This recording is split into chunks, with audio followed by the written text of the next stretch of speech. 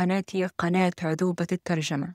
كما هو موضح في عنوان اليوم، سنتحدث كيف تبدأ كمترجم فريلانسر من غير خبرة. How to start as a freelance translator without experience. Let's begin. يلا بينا نبدأ الفيديو. في البداية محتاجين نكون عارفين إن مترجمين كتير بدأوا من غير خبرة، فأنتوا كمان تقدروا تبدأوا. فلو نفسكوا تبدأوا في الترجمة بس مش عارفين إزاي أو تبدأوا منين، الفيديو ده ليكوا. هنبدأ بأول خطوة عملية، وهي ترجمة عينات. أول حاجة بتكون محتاجها في البورتفوليو بتاعك وإنت بتقدمي أو إنتوا بتقدموا، بتحتاجوا عينات مترجمة. في حالة من الحالتين. الحالة الأولى إن إنت ممكن تكوني طالبة، ففي ترجمات أكيد ترجمتيها في الجامعة.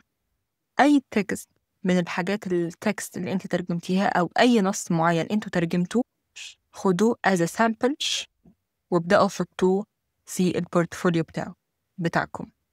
أو سواء أنتوا ما ترجمتوش أبداً قبل كده أو أنتوا أصلاً تخصصكم مش في الترجمة، هتحتاجوا إن أنتوا تختاروا مقاطع من مقالات أو فيديوهات وتحاولوا تترجموها.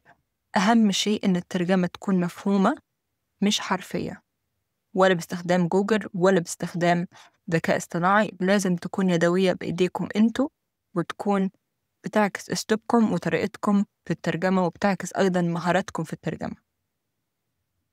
بعدها سجل في مواقع زي مستقل، خمسات، أبورك، فايفر، واعرضوا عيناتكم وابدأوا بأسعار تناسب مبتدئ في الترجمة. اكتبوا وصف بسيط واحتراف لنفسكم.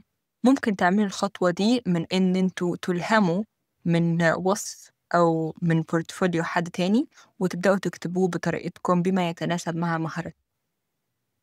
أهم حاجة الوصف يكون بسيط بس بيوضح أهم حاجة إنك جاد ومهتم. الترجمة ممكن تكون بدايتك في الفريلانسينج. تابعوا الفيديوهات القادمة عشان أساعدكم تكللوا مجهودكم اللي انتوا بدأتوه في الترجمة طوال سنواتكم الدراسية، أو إذا انتوا ما زلتوا طلبة وعايزين تطبقوا بشكل عملي كل اللي انتوا تعلمتوه، فأنا أساعدكم في ده وهقول لكم معلومات وتفاصيل أكتر. فتابعوني عشان تسمعوا الفيديوهات القادمة اللي هنناقش فيها كل ده. شكراً جزيلاً للمتابعة.